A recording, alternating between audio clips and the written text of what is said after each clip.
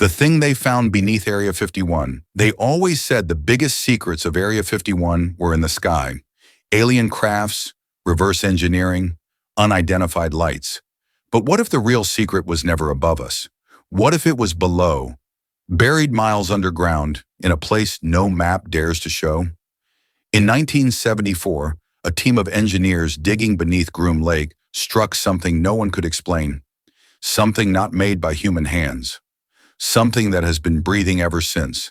And according to declassified fragments, whatever they found, it's still alive.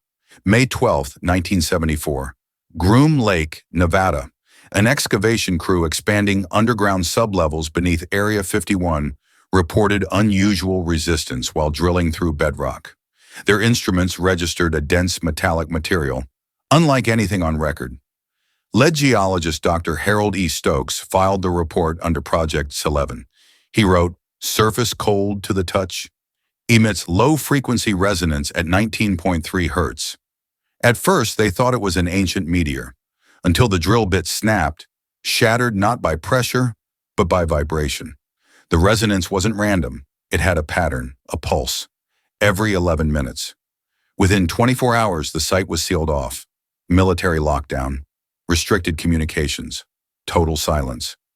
At 2:13 a.m., June 3, 1974, Groom Lake Command issued containment status, level black.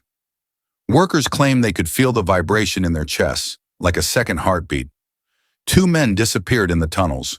No wreckage, no trace. Official cause, equipment failure. When they finally reached the chamber, it wasn't a cave, it was a structure. Perfectly circular, smooth as glass, and at its center was a sphere, black, reflective, hovering just above the floor. Dr. Stokes' final report read, "Object temperature stable at 37 degrees Celsius, emits energy signature consistent with biological life." He was ordered to stop recording. That night, sublevel 6 went dark. The next morning, the entrance was welded shut. All records of Project S11 deleted. Dr. Stokes, gone. 15 years later, 1989. A former technician, known only as Harris, released hand-drawn schematics of what he called the gray corridors. Unregistered sublevels beneath Area 51. He described 9 levels descending into the desert, ending in a sealed vault labeled Sublevel 9, Chamber A. Inside, he said, was the same black sphere. Only now it wasn't dormant. The pulse had quickened to once every 5 minutes.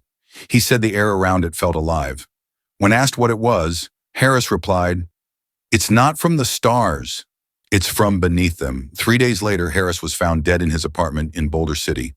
Self-inflicted gunshot, they said. No weapon was ever found. June 2022. A satellite anomaly appeared on NASA's open-access thermal maps. A circular heat zone, 400 meters wide, 2 miles east of Groom Lake. Surface temperature, 47 degrees Celsius. At the center of that heat signature, a metallic plate identical to Harris's drawing. The file timestamp, June 3, 2022, 2:13 a.m., exactly 48 years to the minute after sublevel 6 was sealed. Within hours, the image disappeared from NASA's servers. The uploader never identified. Former Area 51 personnel have spoken of whispers through walls, power surges, and tremors deep beneath the desert. One technician claimed he saw condensation form on the steel walls like breath in cold air. Another said he heard his own voice echoing back through the intercom, delayed by 11 minutes. When audio from those chambers was analyzed, it showed frequencies identical to human brainwaves during deep sleep. As if the object was dreaming, they called it the mind below. Others called it the sleeper.